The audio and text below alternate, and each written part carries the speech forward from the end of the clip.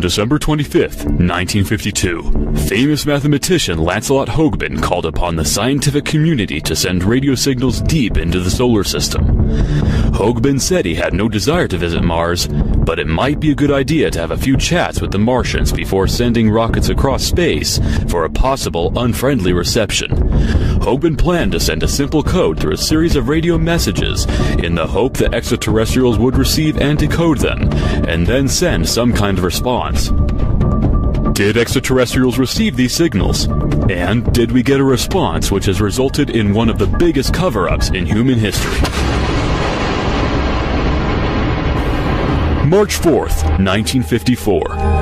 Over 3 years before the launch of the first man-made satellite Sputnik 1, the Los Angeles Times released an article suggesting that scientists had reason to believe that some small objects may be orbiting the Earth. Clyde Tombaugh, the discoverer of the planet Pluto, and Dr. Lincoln La Paz, an astronomer from the University of New Mexico and a pioneer in the study of meteors, were assigned to search for the orbiting bodies. 2 months later, Major Donald Keyhoe, the head of the biggest UFO research organization at the time called the National Investigations Committee on Aerial Phenomena, announced in an interview that 1 or 2 artificial satellites in an unfamiliar retrograde orbit had been detected by Air Force radar at White Sands. The St. Louis Post-Dispatch and the San Francisco Examiner released stories about the detection.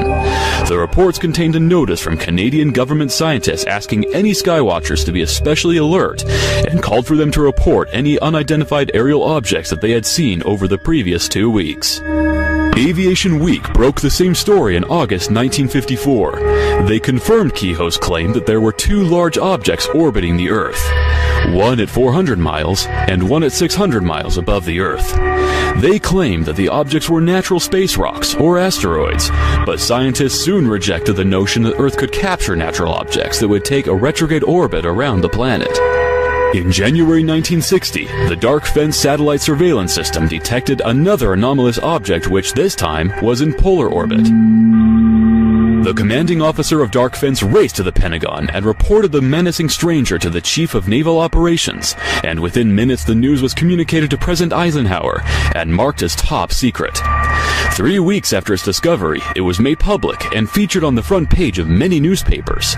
The article stated that 2 months before this, Discoverer 8 had been fired into space and was still in orbit. But Navy trackers who keep a watch on all space objects said they knew the exact whereabouts of the Discoverer rocket casings, and that this object was definitely not one of them. At first it was thought that the object had been put there by the Russians. There was also some speculation that it was a stray British rocket from the Black Knight project. At the time, putting an object into a polar orbit and keeping it there was a feat that neither the British nor the Russians had been able to accomplish. But the object was soon dubbed the Black Knight, after the aforementioned British rocket. It took 1 whole month until Time magazine released an article offering the official explanation. And even though the Navy had previously stated that they knew the exact whereabouts of the Discoverer satellites and that the only one still orbiting was Discoverer 8, it contradictorily stated the evidence from both Air Force and Navy pointed to Discoverer 5, which was fired from Vandenberg Air Force Base in California in August 1959. In March 1960, a mysterious satellite was investigated by the CIA. The object was observed on March 6th by the crew of a Swedish Airlines plane. The captain's report stated that judging from all the circumstances, it was an unidentified satellite. It was very bright and moving in a northwesterly direction just after 8 p.m. He said without a doubt it was some form of satellite. The same object was also observed from the Stockholm Observatory. An employee said that it seemed to be a satellite, and that he was certain it wasn't a meteor. Both sightings were reported in the Swedish newspaper Today's News. The CIA report also talks of a so-called phantom satellite known as 1960 Alpha, which was also observed over Stockholm in Sweden on the same day. It was said to make a 90-degree turn before disappearing below the horizon. Another skywatcher was waiting to observe the phantom satellite at exactly the same time when he saw 2 objects which looked and moved like satellites make a 180-degree turn. In September 1960, reports of strange retrograde satellites were increasing and were causing quite a stir in the physics and astronomy community. Amateur astronomers from coast to coast and from Michigan to Missouri had reported seeing the objects. One object was said to appear at around the same time as the Echo 1 satellite, which was launched on August 12, 1960. Grumman Aircraft Corporation decided to set up a tracking station to capture a photograph of this mystery object, and on August 25, 1960, they were successful. This is the actual photograph taken by Grumman, and it's still the only confirmed photo of one of the mystery satellites available to the public. Grumman also confirmed that the object appeared around the same time as the Echo 1 satellite. They said that the color of the object varied from carrot to straw, and that the object was in a retrograde orbit traveling in an easterly to westerly direction. A few days before, on August 17th, this picture was taken in Bloomfield, Connecticut. It shows the Echo 1 satellite with an unknown object passing it on a strange orbit. In 1966, J. Allen Hynek from the Air Force's Project Blue Book wrote a long letter to Science magazine in which admitted the existence of unexplained UFO photos and radar tracking, and called for an end to the ridicule of reliable witnesses. He said Air Force reports included unexplained UFO photos, radar tracking, and unexplained pictures from Project Moonwatch and satellite tracking cameras. He also wrote about the existence of a photograph of a retrograde satellite taken 2 years before the Grumman photo. He said that the unidentified object's speed, as calculated at Chicago's Adler Planetarium, was 3 times that of any Earth-launched satellite. Unfortunately, Project Blue Book was shut down just 4 years after this, leaving the Air Force's study on the object incomplete. But one case of a retrograde satellite does remain in the Blue Book archives. The report states that an object was spotted in June 1963. The object was in orbit and traveling 1.5 times the speed of a regular satellite. Rose as to whether they were artificial or natural. John P. Bagby, who worked in the research division of the Hughes Aircraft Company, wrote some articles concerning these odd satellites. In 1966, he wrote an article for the Nature Journal, stating that during the mid-50s he analyzed evidence of 2 swarms of such objects in retrograde orbits. He said that the brilliance of the objects to the naked eye caused most persons contacted to doubt that they were natural. He goes on to say that one of the objects had disappeared, and he thinks that it may have been a natural space rock which had decayed in the Earth's atmosphere during January 1966. So did it decay in Earth's atmosphere? Not according to Bagby's follow-up article, in which he states that he was able to optically observe the object in January 1967. He said that scientists had observed some strange radio anomalies, but they could not trace the origin. Bagby later analyzed the data and was able to correlate it with the orbit of the retrograde satellite. He also suggests that the objects have changed orbit.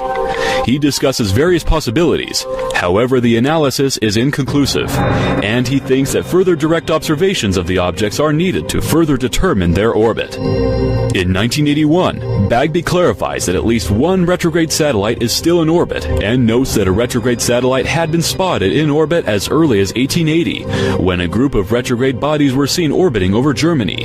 This was reported in the Nature Journal at the time.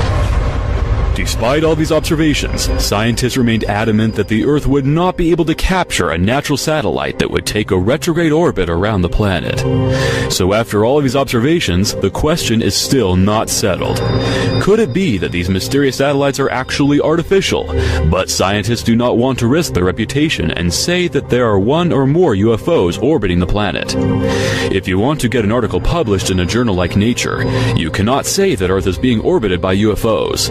To the readers of Nature and the general public, a natural satellite sounds more probable, and yet science does not accept the latter as fact. So what is going on? And is there any evidence of a cover-up? In 1961, computer scientist Jacques Vallée and his team were working at the Paris Observatory tracking satellites. They started tracking unusual objects that were not man-made satellites. The objects were quite elusive, but the team decided that they would pay close attention to the objects, even though they were not on the schedule of normal satellites. One night they were able to get 11 data points for one of the objects. They found that it was in a retrograde orbit, and noted that it was very bright and prominent. That same night, the person in charge of the project confiscated the tape, and the next morning he erased it through fear of ridicule. These events contributed to Vallée's long-standing interest in the UFO phenomenon. In an interview, Vallée stated that other observatories had made exactly the same observation, and that there was a lot of data that was never published. Adler Planetarium director Robert L. Johnson and his colleague Frank Judson had been studying a mysterious orbiting object which would intermittently appear. Speaking in a Newsday interview in 1960, they both positively stated that the object was not an artificial satellite or space rock. Judson said the object didn't maintain a regular schedule like other orbiting bodies, and that it appeared some nights, and some nights it didn't. They also confirmed that when it did appear, it was usually at about the same time as Echo 1, but going in the opposite direction and about twice as fast. The object was orbiting the planet at an incredible speed, and it remained unidentified.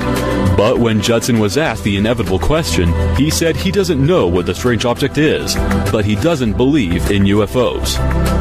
Finally, in 1954, Captain Howard T. Orville, head of the President's Weather Control Commission at the White House, was questioned on WFBR radio by Lou Corbin, who served in the U.S. Army Intelligence Corps during World War II. He was asked if he knew of any condition under which two objects could enter the Earth's atmosphere and pick up orbiting at 400 and 600 miles out. To which he replied, "Not that I know of. Your doubts are well justified." Mr. Corbin then asked if the two bodies might be space stations. Captain Orville replied, "Well, that is an interesting thought. I don't know of any set of circumstances that would account for two natural objects orbiting around the Earth."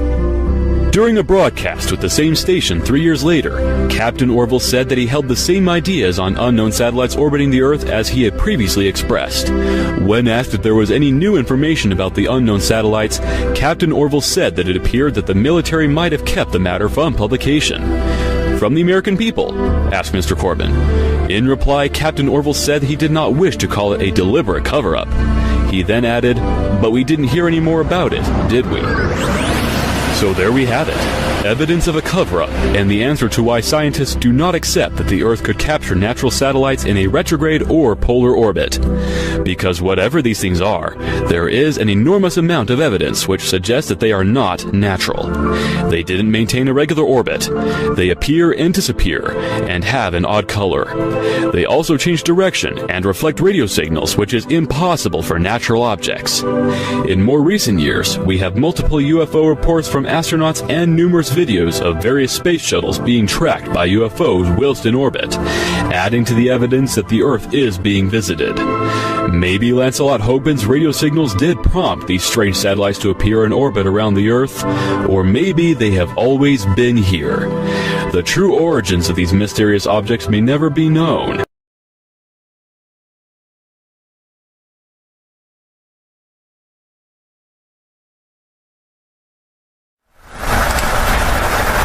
Black Knight satellite.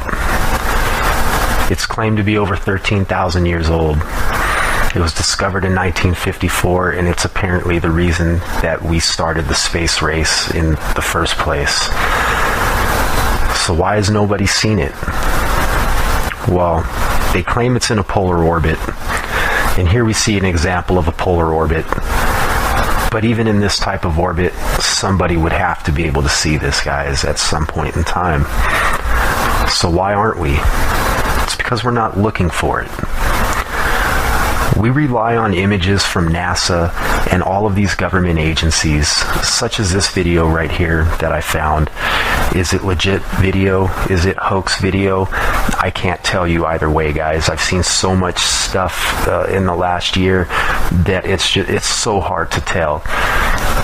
But when we look at this video right here, we can see the claim of this object being a seat is false. Look at the size. Look at the relationship in size as the shuttle passes over the Black Knight satellite, or what's claimed to be the Black Knight satellite. That's a pretty decent sized object right there, guys. So why is nobody talking about this? Why do we never hear anything about this? Well, we have a lot of people out there that report on it. A lot of people talk about it, but we really don't have facts on it, guys. That's what we need. We need a campaign where we have astronomers out there with telescopes, we need them looking in the skies. We need to find things like this. They're very easy to match up, guys. When we find a satellite through the telescope, we can match that up really easy. We know what should be there. We know what shouldn't be there. We need a very serious observing campaign to try and find this thing. Although it is in polar orbit, it is visible, guys. It will make its way over land and people will be able to see it. So, where do we go from here? It's simple. We get out there and we start looking. We stop relying on NASA. We stop relying on the European Space Agency. We stop relying on the Chinese Space Agency and the Russian Space Agency. And we start relying on ourselves. With the technology we have out there that's available to us, guys, we're perfectly capable of making observations such as this and doing searches like this from here on Earth with absolutely no problem. Like I said, it's not hard to match up a satellite in orbit. We got all the specs, we know where they should be, and we know where things shouldn't be. So why aren't we out there doing it? It's because we're getting lazy, guys. We come on YouTube, we go to NASA, we go to JPL, we punch in a couple letters on the keyboard and we get the information that we're looking for, or the information that we think that we're looking for. It's always altered, and it sucks. And it's never accurate, guys. The only accurate information we're going to get is from ourselves. Now, we see all these videos from NASA. We know about the UFOs that they constantly capture up there. Everybody's on board with this. You know, we all say, oh yes, NASA captured UFOs, NASA did this, and look at what they have. But then when it comes down to the Black Knight satellite, there's so much denial going on with it. How is it that NASA can capture UFOs on video and you agree with that during an STS mission, but we give you some video or we give you some high resolution that comes straight from the NASA websites of this object, and people go into denial mode? No, it's fake. Well, here's an image that I put as a comparison from what I think that I've caught around the SOHO satellites. This object bounces around. This is the rumor. One day it's here, another day it's there. We don't know, guys. We really don't know, and that's the whole point. We don't know, but we want to know. Welcome back to UFO Planet. I better try that again. Welcome back to UFO Planet. Now we're going to head right into our interview with Bob Figuera. A few weeks ago, I gave Bob an assignment to do some research on the Black Knight satellite. There was a lot of questions and a lot of requests coming in to have something on the program about that. So Bob went out and he looked for pretty much everything that was out there, read through it, studied it, and then I interviewed him about it so that he could share that information with the rest of us. So let's get that interview started right now. We're here again with Bob Figuera. Bob is joining us from Brook Trails, California, in the United States of America, and Bob was on special assignment for UFO Planet. He was sent out to find out as much information as he could about the Black Knight satellite that is allegedly orbiting Earth. Welcome to the program again, Bob. Hey, thanks, Darren. It's nice to be here. Well, it's nice to have you. So, Bob, you had a pretty tough assignment on your hands there. There was a lot of information to sift through, I can imagine. So, kind of give me a synopsis of what you found there. Okay. The whole Black Knight thing is, mysterious satellites that's been orbiting the moon and the Earth, and a bunch of different opinions on what it is, where it came from, and how it got here, and why, and all that stuff. And it's gone a lot of different directions. Okay, let's just start off here with the basics first. Apparently, there are those who are saying that there is this gigantic satellite that has been labeled the Black Knight satellite that is orbiting the Earth, and some say it's been orbiting the Earth for 13,000 years. Is that correct?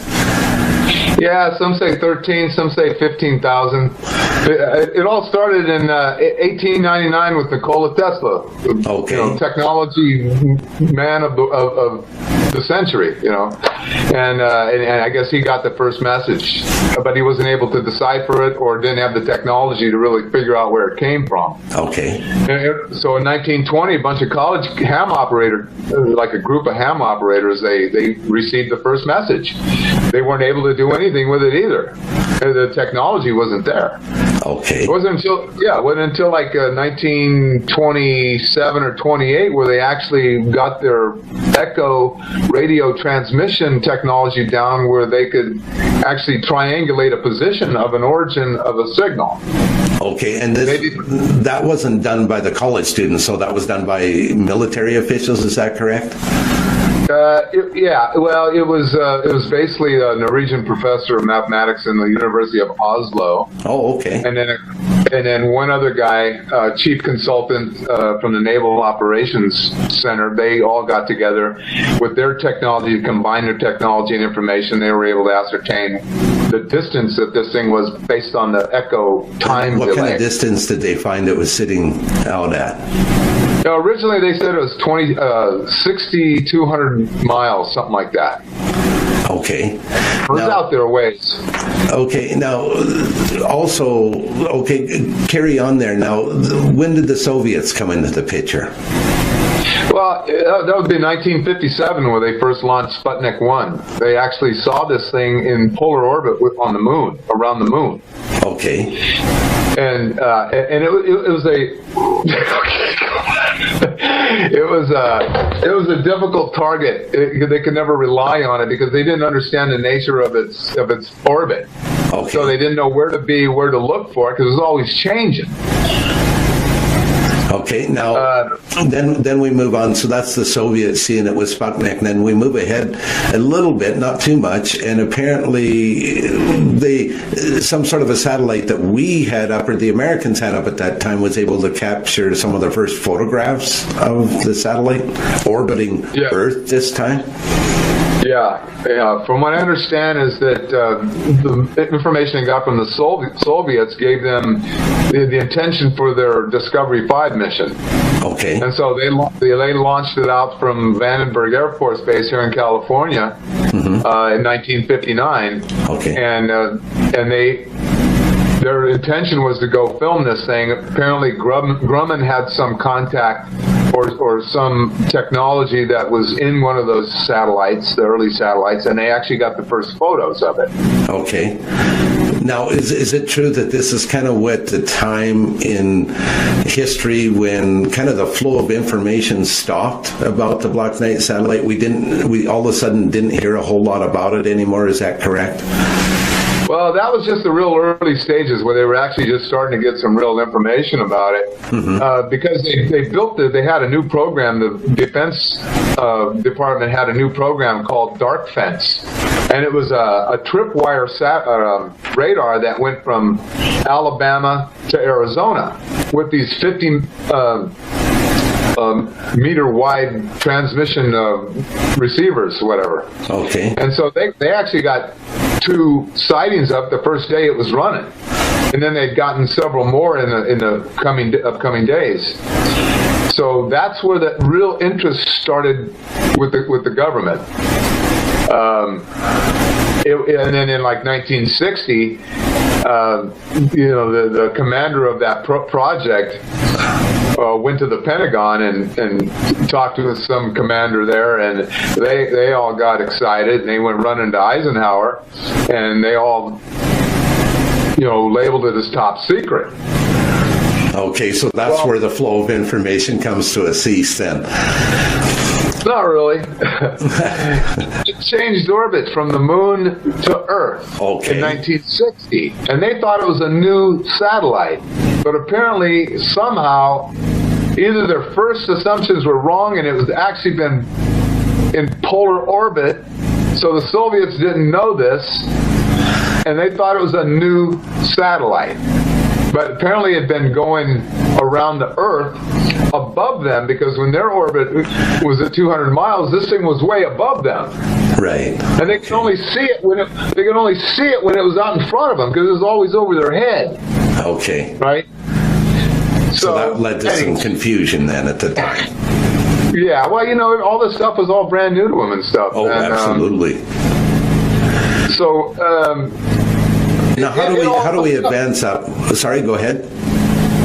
It wasn't until like '73 with this writer. He was an astronomer, a writer, Scottish guy, Duncan Lunan. He was the guy who was able to take this radio signal and decipher it. Okay. And that was pretty interesting, because that was the first indication that we had what the intent of this satellite was. And it is simply stated, it says that our home is Epsilon Bootes, which is a double star. We live on the 6th planet of 7, counting outwards from the sun, which is the larger of the 2 suns.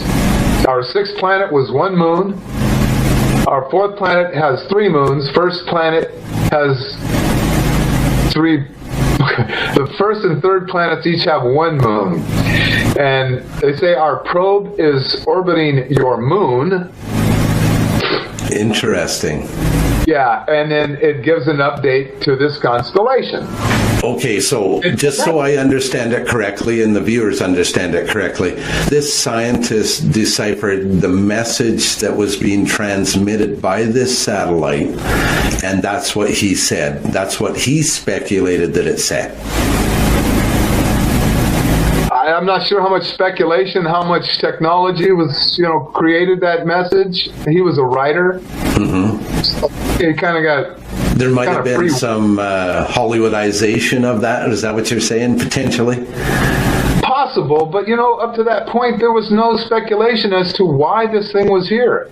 I mean, and it was only in calculating...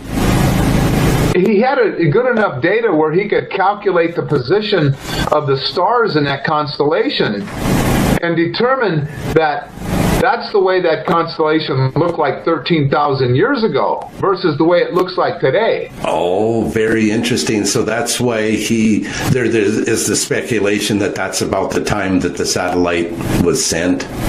Right. Oh, it all adds together there. Yeah, so now people are wondering, okay, well, if they put it up there 13,000 years ago, why would they do that? And many people have made speculations as to why, and I've read all the reports and stuff, and the way I see it, there's only 3 possible explanations.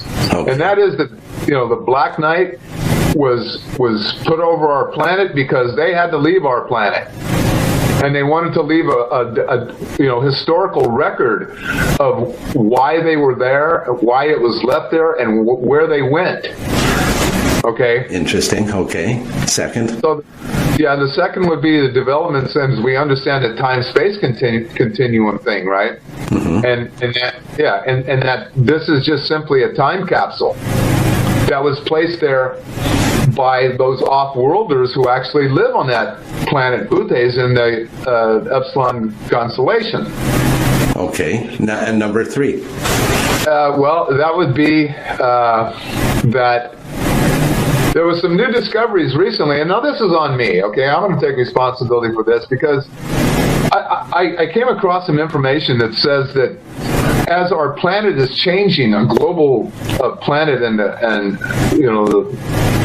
the global warming is changing the Siberian tundra to the point where now that the researchers can actually get deeper into Mother Earth, and because it's like a layer of trees. The deeper you go, the further back in history you go.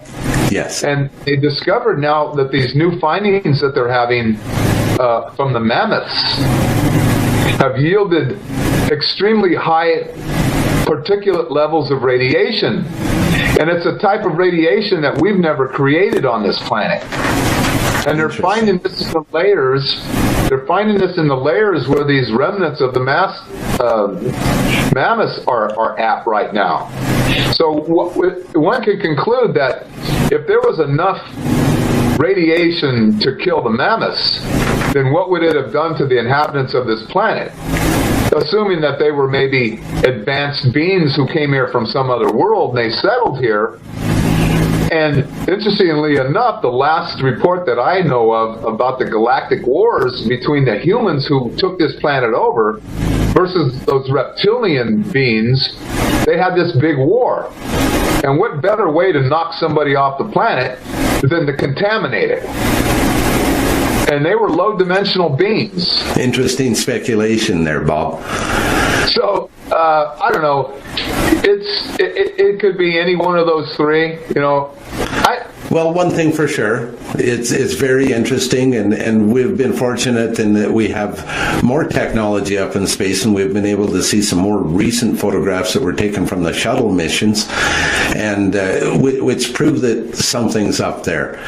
Would you believe that, Bob? Do you think that the Black Knight satellite is truly orbiting the Earth? One word, yes or no? Absolutely. Okay. Absolutely. And they still think it's up there, but it's in some kind of a strange orbit, and they don't always see it, or they're just stepping on it. You know, they believed it because they got the pictures of it that they took from the space shuttle, and they declassified it from top secret, you know, to public domain or whatever, and everybody was already tired of the story. But then when the interest redeveloped, they pulled all the photos off their NASA website of January this year. I don't know, out of very fear, interesting. What? So I think when they do things like that, it causes more speculation than anything. It causes more interest to rekindle itself. But we're running out of time here today, Bob. I just want to thank you for doing such an impeccable job on researching the Black Knight satellite. I'm sure we'll be hearing more about that in the future, but we certainly appreciate what you've brought to the table here for us today. Well, thank you. You know, thanks for the assignment. It was a very interesting assignment. I was glad to be able to spend some time doing it. Well, you did a great job, and I look forward to your next one. And until then, thanks so much, and you take care, Bob. Thank you, Darren. Well, NASA has cleared the shuttle Atlantis for landing tomorrow morning, I think about 6:41, despite astronauts spotting 3 new pieces of debris floating in space. This is one day after the discovery of 2 other mysterious objects. Kim McIntyre is down at Johnson Space Center. Pieces of debris floating around close to the shuttle today. NASA wanted to make sure the shuttle was intact and ready to withstand the long and dangerous journey back home. NASA says nothing stood out and was not out of place during the 4.5-hour inspection of the shuttle, but mission managers did an additional survey of the shuttle's protective heat shield anyway. The surveys were initially sparked by a mysterious object floating under the spacecraft yesterday. It was detected shortly after a routine check of the shuttle's steering jets. Now, since Columbia, NASA developed several tools and procedures to safeguard the shuttle while in space. NASA admits they may never know exactly what the unknown objects are, but confirms the shuttle is ready to handle the 3,000-degree temperatures it will meet as it re-enters the Earth's atmosphere. Over the years, we have chased many of these things, maybe not with the visibility that this one has gotten, and rarely, if ever, been able to pinpoint exactly where they came from, and always finding out that it didn't pose us any hazard. 35,000 miles an hour can cause serious damage to the shuttle. So what could these things possibly be? I mean, a lot of people are writing in saying satellites. Pieces off could they be satellites? Pieces of satellites? Well, they're unlikely to be off a satellite because the fact that they're in the same orbit as the shuttle. They're floating along with the orbital. So more than likely it's something that was maybe dropped in the payload bay during the servicing of the shuttle, and during the thruster firings and the flight control checks yesterday, they floated up out of the bay and just started falling off. But I don't recall seeing this in recent missions. Is this something that happens frequently and it's just not reported? Occasionally. On my second mission.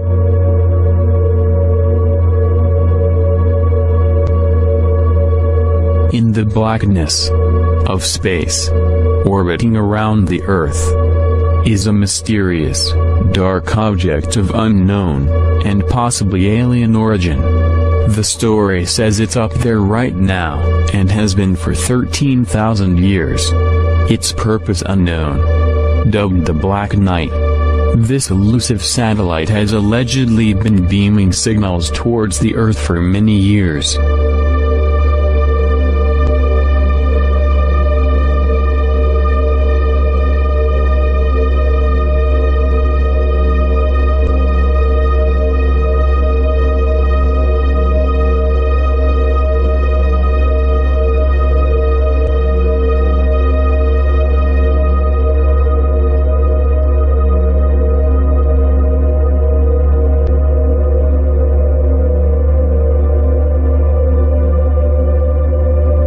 Nikola Tesla was a brilliant Serbian inventor who spent most of his career in the USA.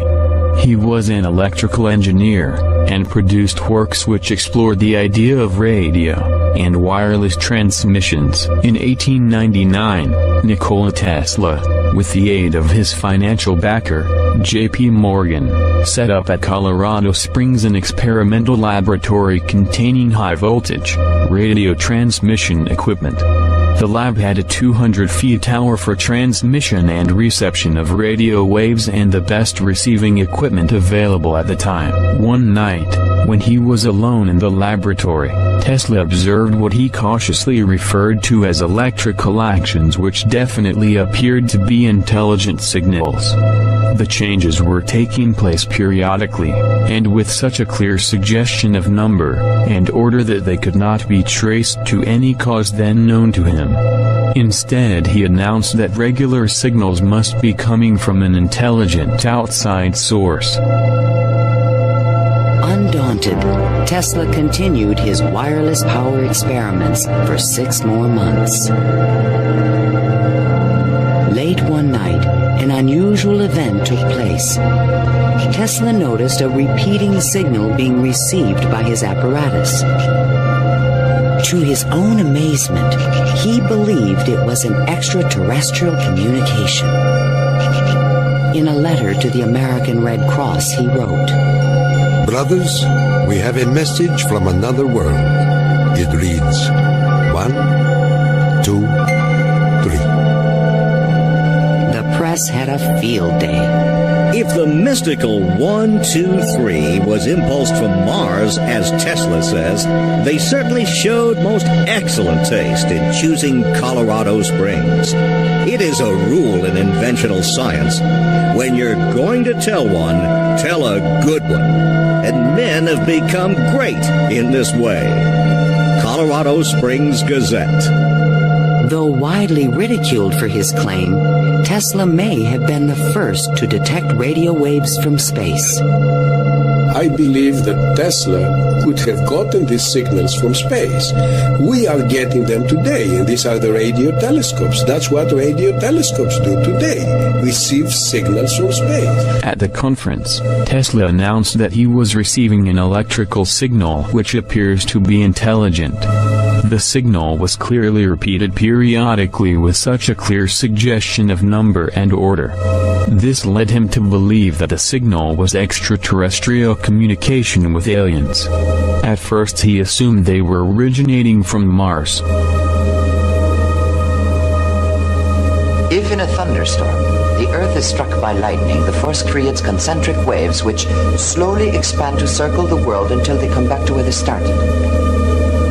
This proves to us that the Earth's crust is a conductor of electrical energy. Now, if we were to produce large quantities of electrical energy, and if we directed it into the Earth's crust, then that energy would travel in concentric waves. There were rumors you went to Colorado Springs in order to contact Mars, is that true? It is possible for us to send out waves which can travel around the world. There are waves as well which can travel into space. How are you going to talk with them? I never intended to. However, I recorded certain electrical impulses of unknown origin, and these were repeated at constantly timed intervals. It's possible they were a kind of signal from space. And did you in turn send them a message?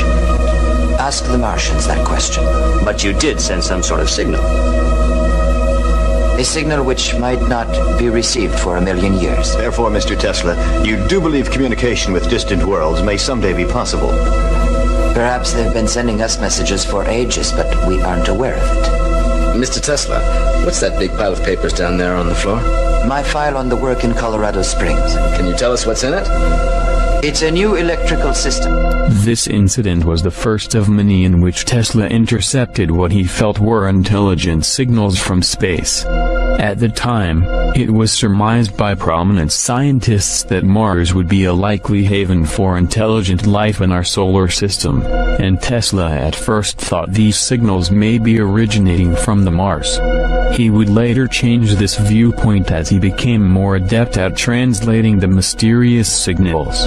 Near the end of his life, Tesla had developed several inventions that allegedly could send powerful amounts of energy to other planets. By 1920, Tesla had grown confident that he was able to make sense of the strange radio broadcasts from space.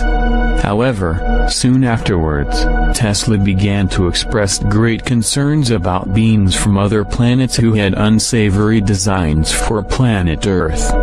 The signals are too strong to have traveled the great distances from Mars to Earth, wrote Tesla. So I am forced to admit to myself that the sources must come from somewhere in nearby space or even the moon. I am certain, however, that the creatures that communicate with each other every night are not from Mars, or possibly from any other planet in our solar system.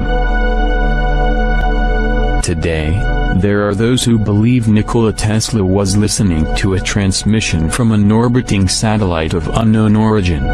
Could the transmissions be coming from the Black Knight satellite?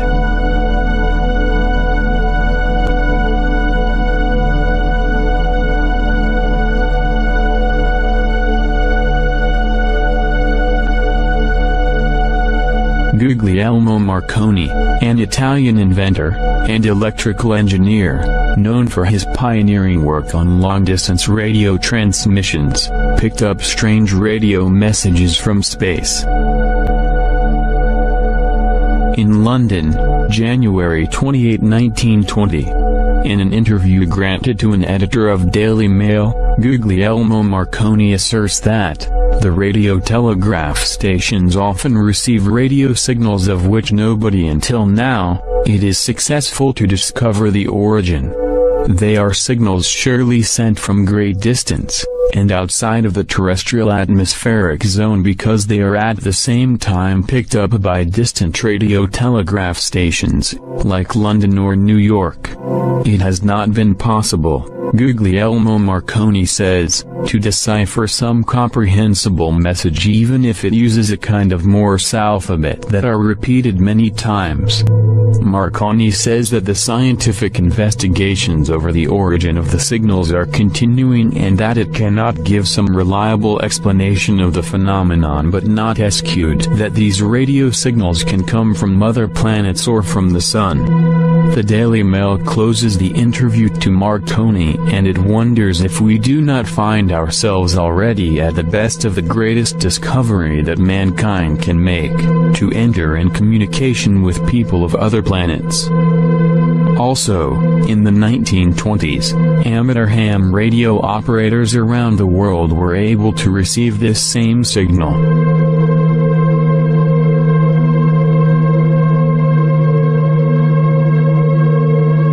Still, he cautions that a few reports cannot be so easily explained.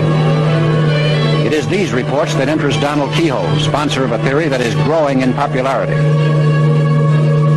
After a 1 year's investigation, I believe that the flying saucers seen by veteran airline and Air Force pilots are objects from another planet. The Air Force itself has officially admitted that flying saucers exist. This statement appears in Project Saucer Case number 75. Not only that, the Air Force has officially analyzed the motives of possible visitors from space. Here is a direct quotation from the official report. Such a civilization might observe that on Earth we now have atomic bombs and our fast-developing rockets. In the past history of mankind, they should be alarmed. We should therefore expect at this time above all to behold such visitations. Donald Edward Kehoe, was an American Marine Corps naval aviator, and writer of many aviation articles and stories in a variety of leading publications, and manager of the promotional tours of aviation pioneers, especially of Charles Lindbergh. In the 1950s, he became well known as a UFO researcher, arguing that the United States government should conduct appropriate research in UFO matters, and should release all its UFO files. On Friday, May 14, 1954, numerous newspapers, including the St. Louis Post-Dispatch and the San Francisco Examiner, reported an interesting statement by retired Marine Corps Major Donald E. Kehoe, who states the Earth is being circled by one or two unknown artificial satellites. The United States government scientists at the White Sands National Monument, he added, were making an effort to locate, chart them, and determine their origin. At the time, neither the Americans or the Soviet Union had the ability to place a man-made object into orbit.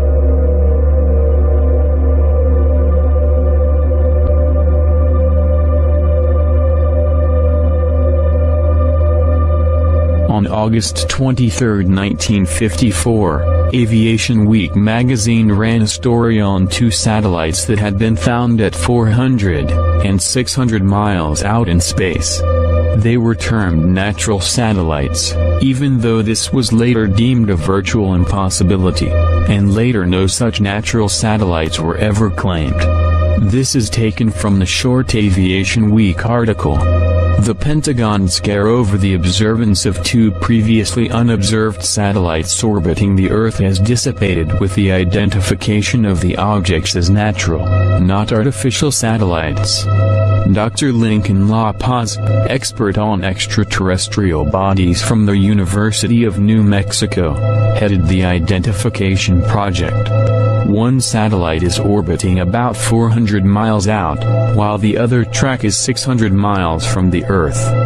The Pentagon thought momentarily the Russians had beaten the United States to space explorations.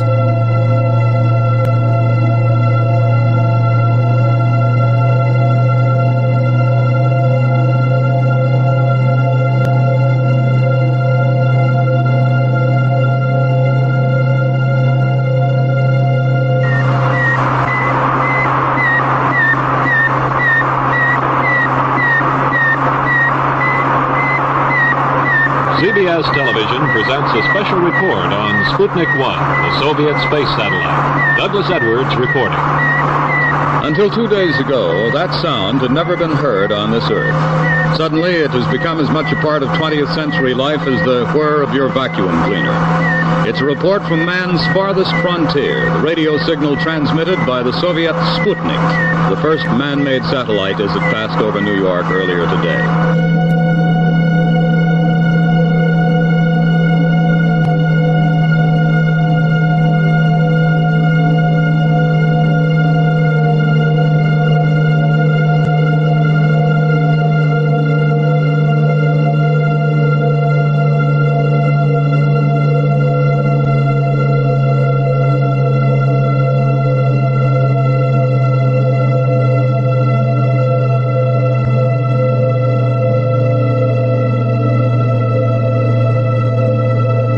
In 1953, 4 years before the Soviet Union launched Sputnik 1 into space, an object of unknown origin, orbiting the Earth, was sighted by Dr. Lincoln La Paz of the University of New Mexico. Lincoln La Paz was an American astronomer from the University of New Mexico, and a pioneer in the study of meteors.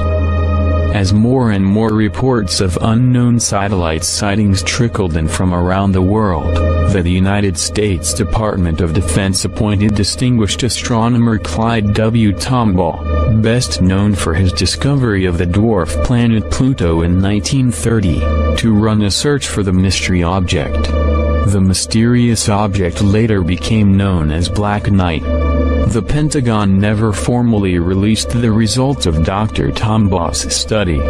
No more was heard about the object until December 1957.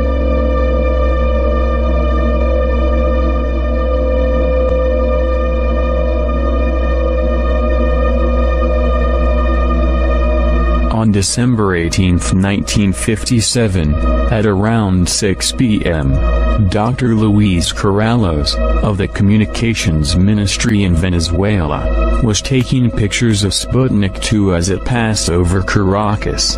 When Luis Corrales developed the pictures, he was startled to find that he had captured an unknown object shadowing the Russian craft. The mysterious object showed up as a streak of light because of the short time exposure Corrales had used.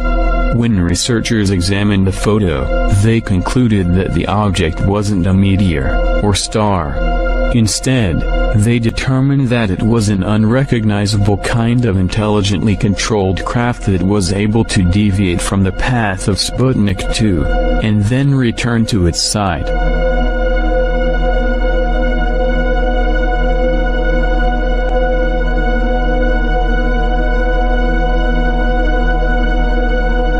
In 1960, the Black Knight makes another appearance when American newspapers report on an unusual object in polar orbit.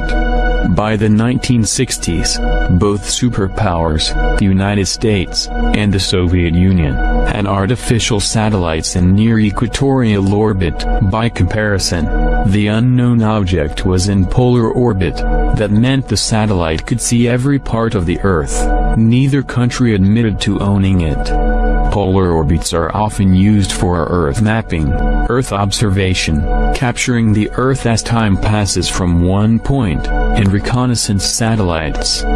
This would put the Black Knight in the category of observational satellite.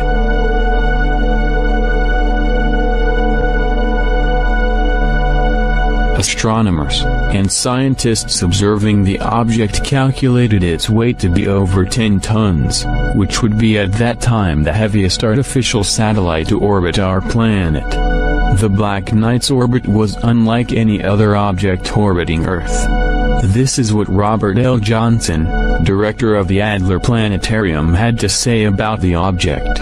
The object, Judson said, doesn't even have the decency to maintain a regular schedule, like any other heavenly or man-made object he's ever seen.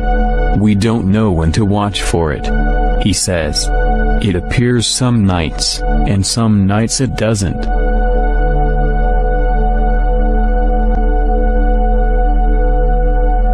On September 3, 1960, 7 months after the satellite was first detected by radar, it was revealed that an unidentified object had been photographed in the sky over New York by a tracking camera at the Grumman Aircraft Corporation's Long Island factory.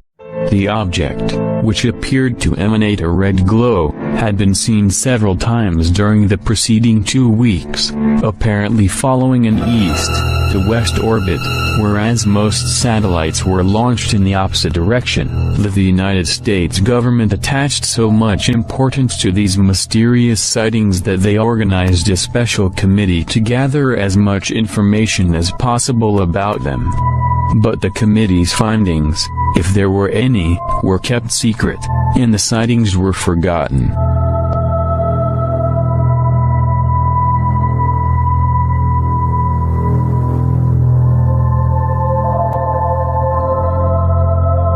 On January 31st, Dark Fence, an Air Force space surveillance system, detected 2 passes of what seemed to be an unknown space object. After detecting several passes during the following days, Captain W. E. Berg, commanding officer of Dark Fence, decided that something was circling overhead on a roughly polar orbit. He raced to the Pentagon and in person reported the strange satellite to Chief of Naval Operations Arleigh Burke. Within minutes the news was communicated to President Eisenhower and marked top secret. In the confusion, there was a delay before anyone took the step necessary to positively identify the strange satellite, informing the Air Force's newly established surveillance center in Bedford, Mass. It is the surveillance center's job to take all observations on satellites from all friendly observing centers, both optical and electronic, feed them into computers to produce figures that will identify each satellite, describe its orbit and predict its behavior. Says one top official, explaining the cold facts of the space age. The only way of knowing that a new satellite has appeared is by keeping track of the old ones.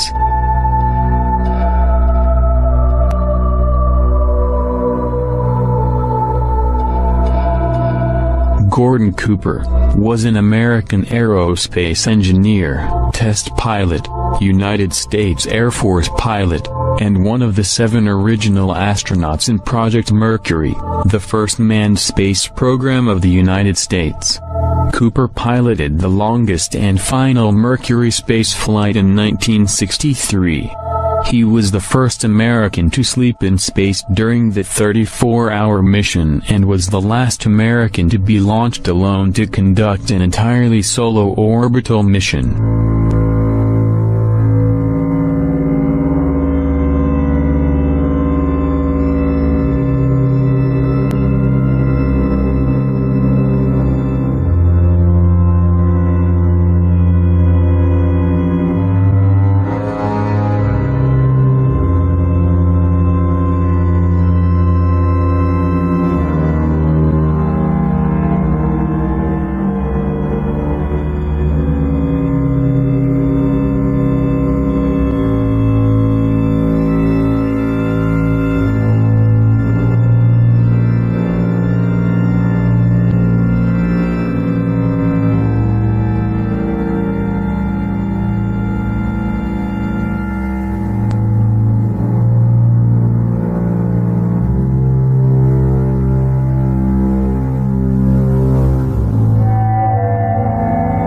On May 15, 1963, Gordon Cooper was launched into space for a 22-orbit mission.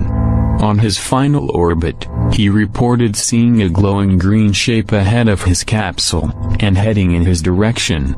It is said that the Mutchia tracking station, in Australia, which Cooper reported this to, was also able to pick it up on radar traveling in an east-to-west orbit. This event was reported by NBC, but reporters were forbidden to ask Cooper about the event on his landing. The official explanation is that an electrical malfunction in the capsule had caused high levels of carbon dioxide, which induced hallucinations.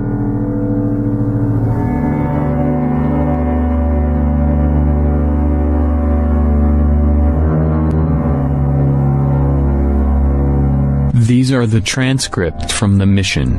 5:05 and 3 seconds. Have been looking for the flashing beacon. This light's in sight. It is below me. It is quite a brownish, reddish-brown, and considerable altitude above the ground. Every time I fire a pitch-down thruster, I get a shower of these little fireflies. The light is flashing now. It's quite bright, quite discernible. It appears to be about 10 to 12 miles away, about the order of a second magnitude star. In the following years, Gordon Cooper makes several public pronouncements concerning his strong belief in the existence of UFOs. And it trailed along with him for quite a period of time, then tipped up and climbed very steeply away. Was on Jim McDivitt's Gemini 7 mission, where they saw this glint of something metallic off in the distance.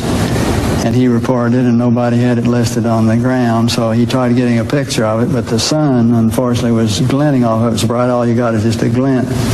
There was no detail on what it was, but never any further sighting at all on it. Years later, Cooper approached the United Nations with a proposal for a committee that would explore the UFO phenomenon. All right, now tell me about the letter to the UN. Well, the letter to the UN was in conjunction with a meeting that I had with Kurt Waldheim and the Security Council of the UN to try to encourage the UN to establish a committee to start comparing notes and data and information and to really look into all of this from an unbiased, neutral point of view. Here's a quote from your letter. I believe that these extraterrestrial vehicles and their crews are visiting this planet from other planets and are obviously a little more advanced than we are here on Earth. And are you saying that's exactly why governments have been trying to keep this information private, because of that obvious advancement? Very possibly, right.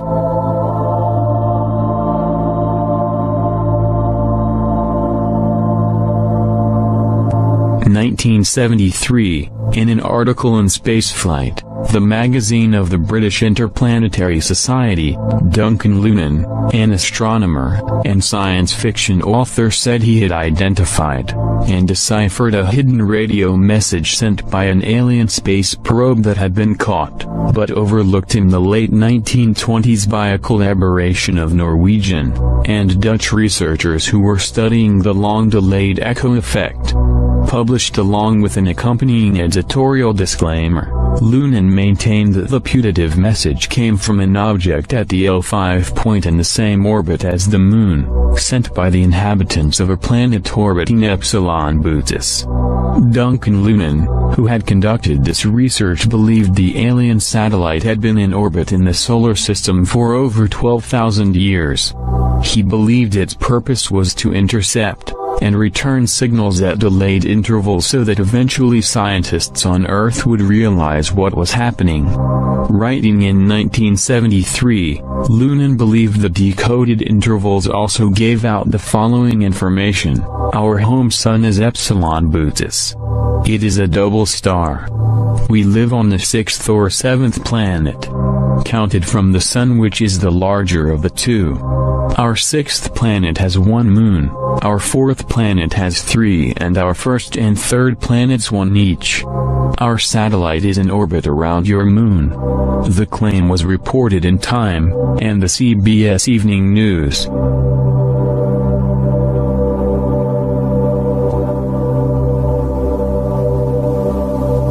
When start, Endeavour's onboard computers have primary control of all the vehicle's critical functions.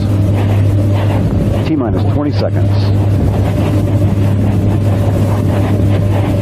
15. T-minus 13 seconds. 10. 9. 8. 7. 6. We have a go. Start. 4. 3. 2. 1. We have booster ignition and liftoff of the Space Shuttle Endeavour, continuing the union of U.S. and Russian space endeavors.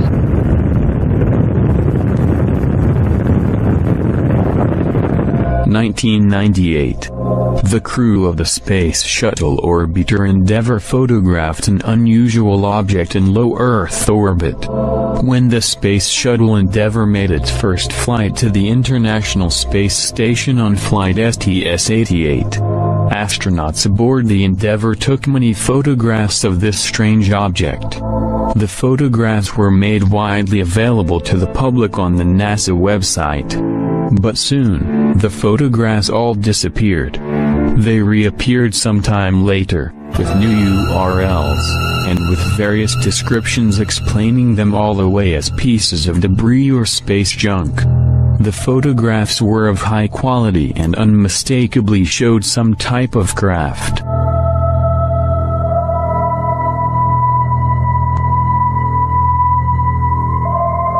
These are the photographs taken by the Endeavour.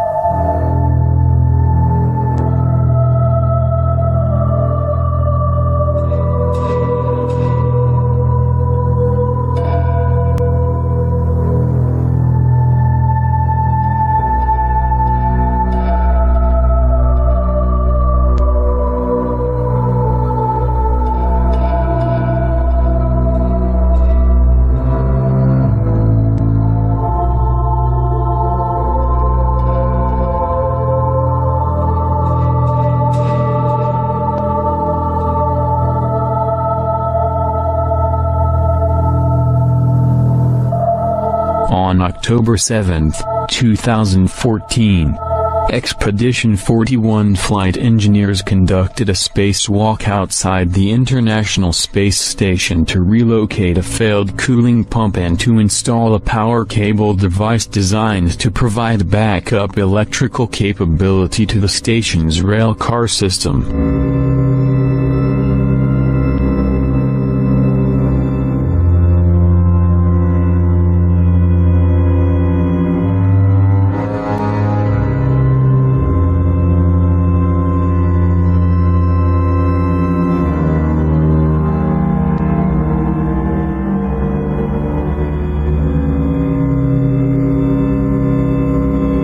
In the background, beneath the astronauts, suddenly, a mysterious craft appears, and hovers for a few seconds. This event was captured on NASA's live camera feed.